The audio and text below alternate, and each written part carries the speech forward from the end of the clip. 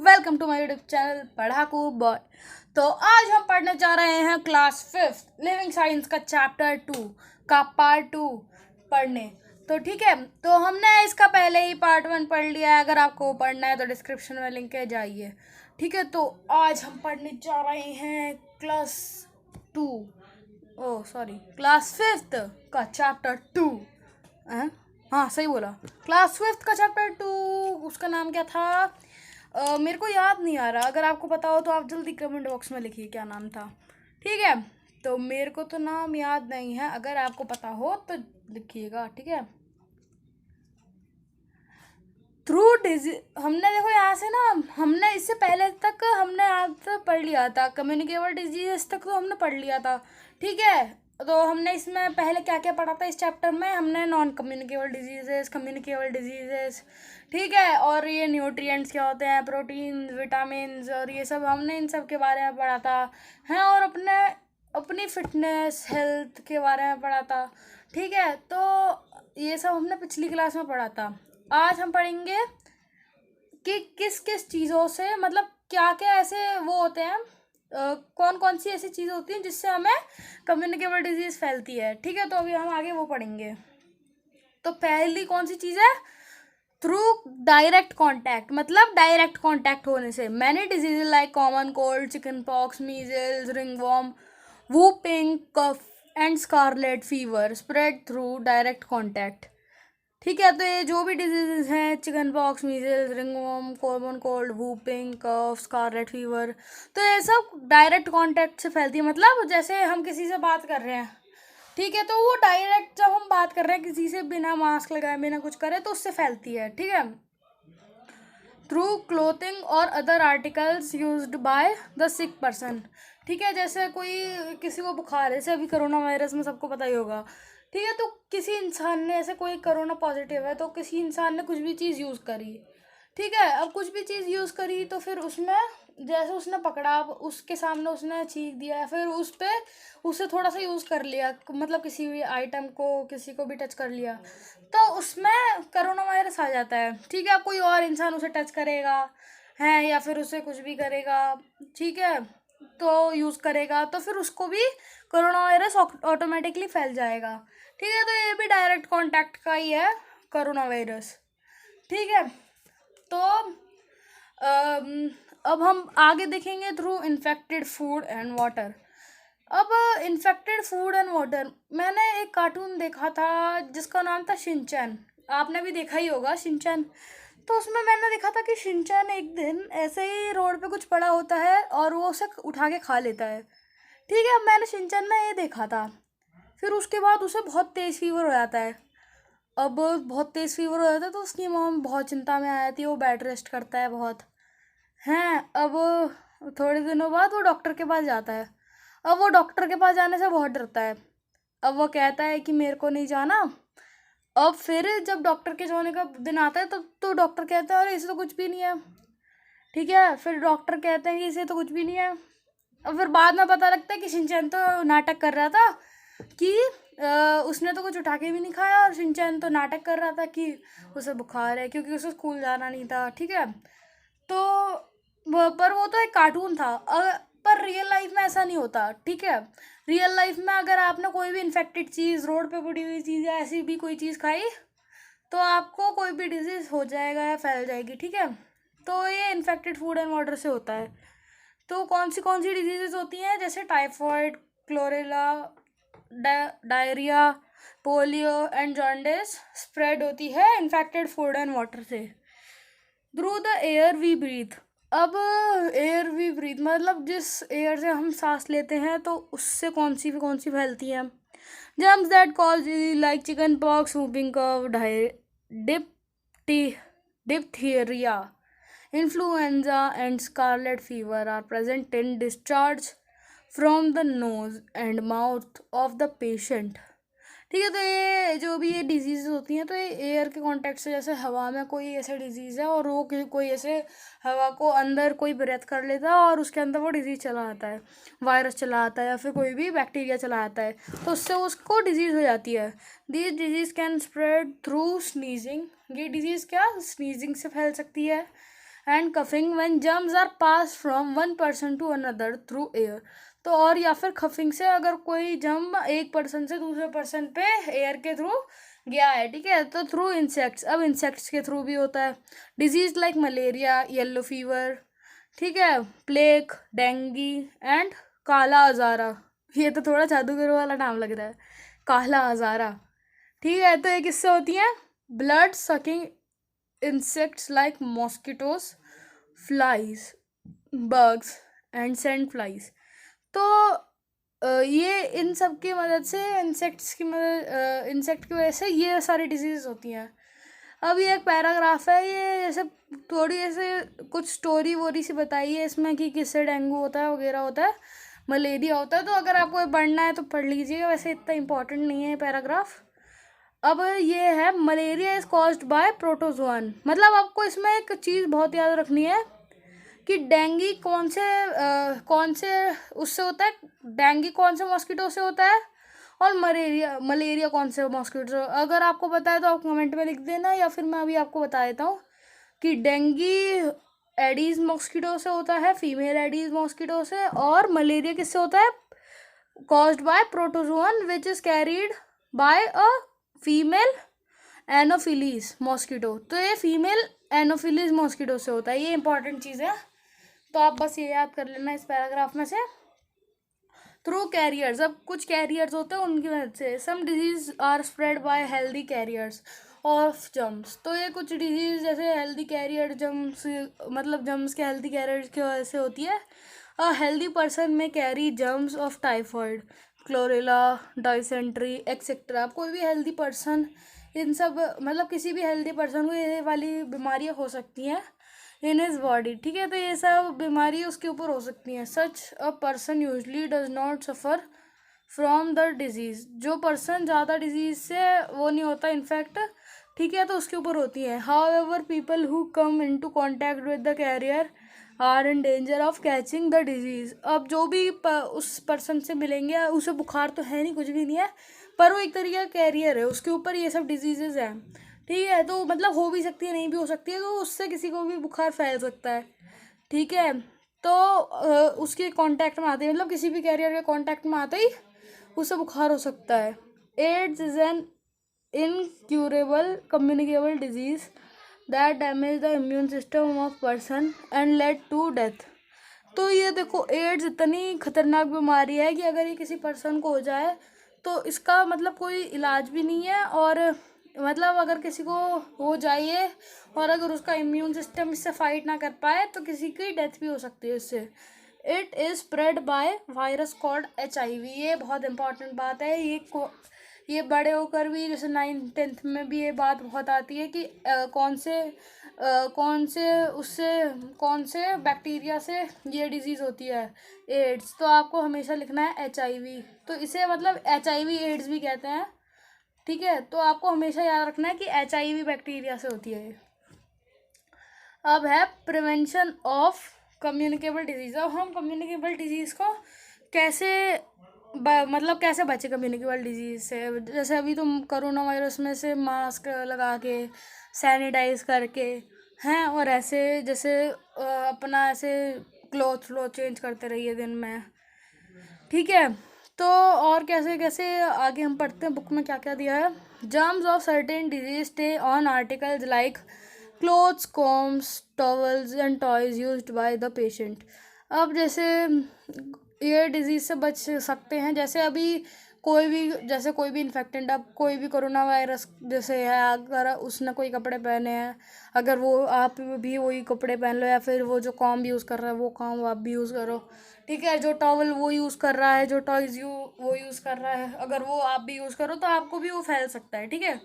तो आप जितना हो सके उसके चीज़ों से थोड़ा दूर रहिए जब तक उसका ये क्योर नहीं हो जाता, पूरा ठीक नहीं हो जाता, ठीक है। तो all such articles including linen and clothing must be disinfect और boil to kill the germs. तो इससे दूर ना रहिए, मतलब इसको जैसे जम्स को मारने के लिए आप इसे बॉयल कर दीजिए, जैसे उसके कपड़े वपड़े ऐसे गर्म पानी में ऐसे डाल दीजिए, बॉयल कर दीजिए, या फिर डिसइंफेक्ट कर दीजिए सैनिटाइज़र वगैरह से। तो मतलब उसके जो जम्स होंगे उसके क्लोथ्स में तो वो किल हो जाएंगे, the floor and the walls of the room must be spread with disinfectant. तो ये जो रूम्स की वॉल्स हैं और ये जो भी है मतलब जो भी वॉल्स रूम्स की, तो इन और या फिर फ्लोर है, तो इनसे हम ना इसके ऊपर डिसइंफेक्टेंट इसके ऊपर अगर वो करेंगे, स्प्रे करेंगे, तो इससे डिजीज़ चले जाएंगे और मतलब फिर उस पर जर्म्स नहीं रहेंगे। ठीक है, हमने देखा ही होगा डेटॉल के ऐड में कि या फिर लाइफ बॉय के ऐड में कि करे 99.9% जर्म्स को मारे। ठीक है, तो ऐसे ऐसे करके जो भी एड्स होते हैं तो इन सब में इसलिए कहते हैं क्योंकि वो डिसइंफेक्टेंट होते हैं। अब हम पढ़ते हैं all cases of infectious diseases must be reported to the civic authorities so that precaution can be taken to prevent their spread in the area। तो ये जो भी ऐसे डिजीज़ फैलती है ना, तो अगर आप जो सिविक के मतलब सिविक अथॉरिटीज़ होती हैं, तो अगर आप उन्हें इन्फॉर्म कर देंगे तो वो मतलब ऐसे वो कर देंगे, सबको बता देंगे या फिर अनाउंसमेंट कर देंगे कि इसे डिजीज़ है, तो जैसे लोग थोड़ा आपसे दूर रहें या फिर प्रिकॉशन लें, तो इसलिए वो आपको सिविक अथॉरिटीज़ को बता देने चाहिए। अगर जैसे आपको कोरोना वायरस भी हो, तो जैसे अब आपको पता है आपको कोरोना वायरस, पर आप किसी को बता नहीं रहे हो, अब किसी को पता नहीं है कि आपको कोरोना वायरस है, अब वो आपसे मिलने आ गया, ऐसी कुछ काम हुआ है फिर ऐसे ही। ठीक है, तो अब अगर सिविक अथॉरिटीज़ होंगी तो वो मतलब बहुत ज़्यादा प्रिवेंट करवाएंगी या फिर प्रिकॉशन लेवाएंगे आपसे कि ये प्रिकॉशन लो और आपको चीज़ें प्रोवाइड करेंगे। ठीक है, तो children suffering from many communicable disease should stay away from school till they are fully recovered. अब किसी भी स्टूडेंट को अगर किसी को भी कम्युनिकेबल डिजीज़ फैली है किसी भी स्टूडेंट को, तो उसे कभी अभी मतलब जब तक वो स्कूल मतलब जब तक वो एकदम ठीक ना हो जाए तब तक उसे स्कूल नहीं जाना है। ठीक है, अभी ये इसलिए ही कोरोना वायरस में आप लोग सोच रहे हो कि हमारे स्कूल क्यों बंद हो गए, क्यों करा। ठीक है, तो इसलिए ही करा है क्योंकि कोरोना वायरस अगर स्कूल में किसी को भी हुआ, किसी बच्चे को हुआ और उसने अगर टेस्ट ना कराया हो पर उसका अगर पॉजिटिव निकल गया हो, तो पूरा स्कूल में मतलब बहुत सारे बच्चों को फैल जाएगा। ठीक है, क्योंकि वो बच्चा पर्टिकुलर बच्चा बहुत बच्चों से मिलेगा और फिर वो बहुत बच्चे और बच्चों से मिलेंगे, ऐसा कर करके हाफ या फिर फुल स्कूल को कोरोना वायरस पॉजिटिव हो जाएगा। ठीक है, तो इससे बहुत ज़्यादा बच्चों को हो जाएगा, तो इसी की वजह से ही अभी स्कूल बंद कर दी गवर्नमेंट ने। Progress in the field of medicine and immunization have helped us to get rid of many diseases. तो ये कुछ ऐसी डिजीज़ है जिनकी ऐसे वैक्सीन निकाल ली है। ठीक है, जिससे मतलब जिससे हमारा इम्यून सिस्टम स्ट्रांग होता है, या फिर वो जो डिजीज़ होती है वो एंटर नहीं कर पाती हमारी बॉडी के अंदर। तो ये जैसे अभी कोरोना वायरस की वैक्सीन चल रही है।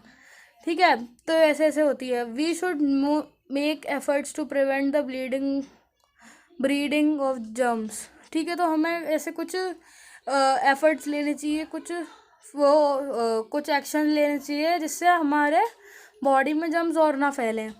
ठीक है, destruction of mosquitoes and their breeding grounds is the best solution of protection of this dreadful disease. ठीक है, जो डिस्ट्रक्शन ऑफ मॉस्किटोज का on and their breeding grounds, तो ये सबसे ज़्यादा बेस्ट सॉल्यूशन होता है हमें हमको ये डिजीज़ से बचाने का।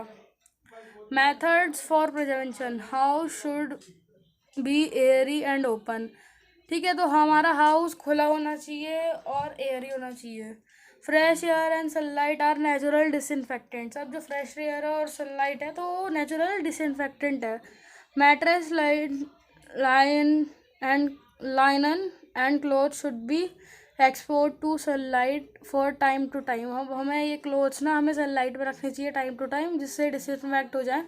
और supply of clean and germ free water for drinking and cooking is essential for health. अब जो भी हमें ये क्लीन वाटर का हमारे पास सप्लाई आते रहना चाहिए, जिससे ये जो भी डिजीज़ेस हैं या फिर ये जो भी डिजीज़ेस तो ये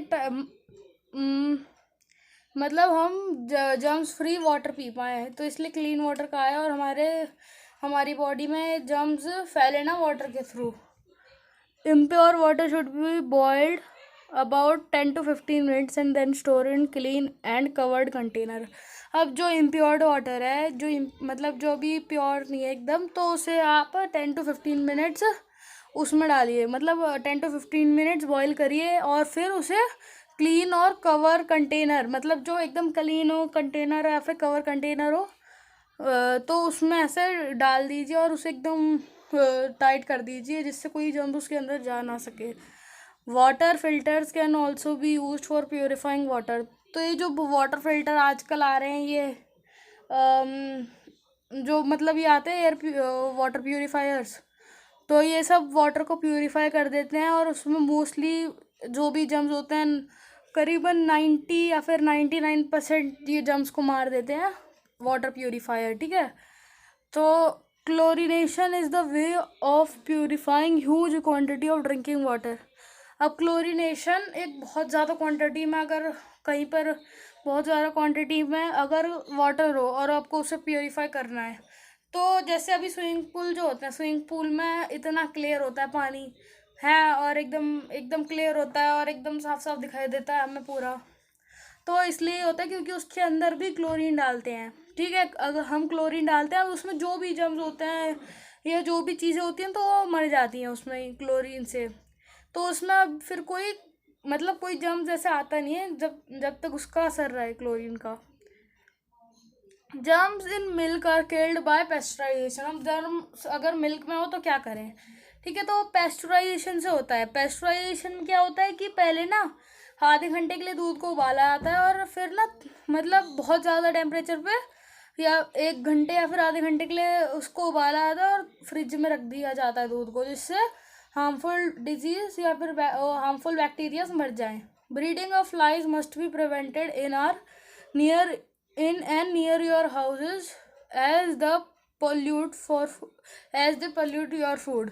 अब जो भी अगर आसपास कहीं पे भी गंदा पानी जमा हो रखा है, कहीं पे भी ऐसे बहुत सारे मच्छर आ रहे हैं आपके घर पे, ठीक है, आसपास आपके घर पे या फिर कहीं पे भी ऐसा गंदा पानी है, तो उसे जल्द से जल्द फेंक दीजिए क्योंकि वो आपके खाने को भी पॉल्यूट करते हैं और आपके जो रूम्स हैं, ठीक है, या फिर मतलब जैसे बहुत सारी चीज़ें हैं तो उस पर जैसे डिजीज़ लेके आ जाते हैं।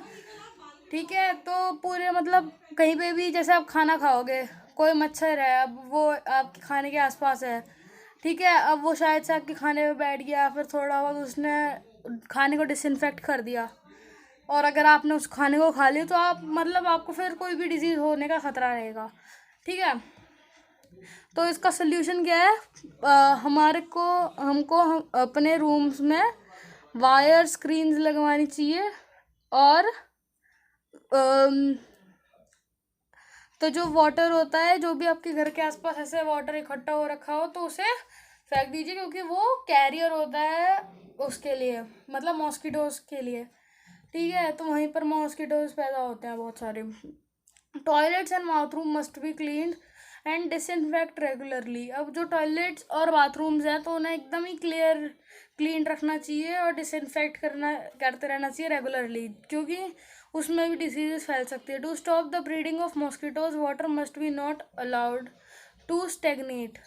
अब अगर आपको बचना है मॉस्किटोज के वाटर में रहने मॉस्किटोज से, तो आपको ये ध्यान रखना है कि वाटर ऐसे रखा ना रहे, फ्लो होता रहे।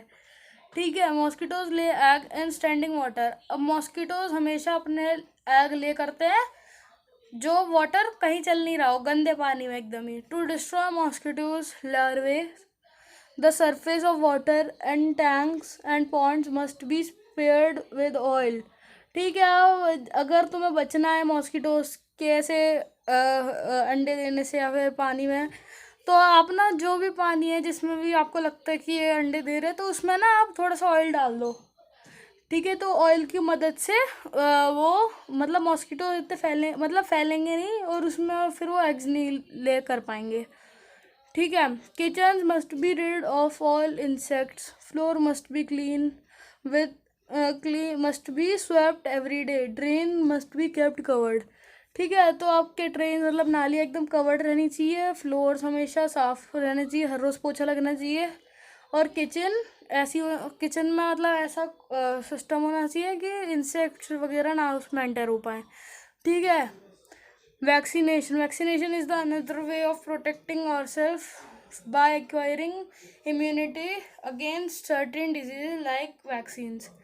लाइक दे सर्टेन डिजीज, मतलब वैक्सीनेशन अगर आप करवा लोगे तो दूसरा वे है आपको डिजीज से बचाने का. There are vaccine available disease like diphtheria, cholera, typhoid, tetanus, polio, measles, mumps, meningitis and hepatitis.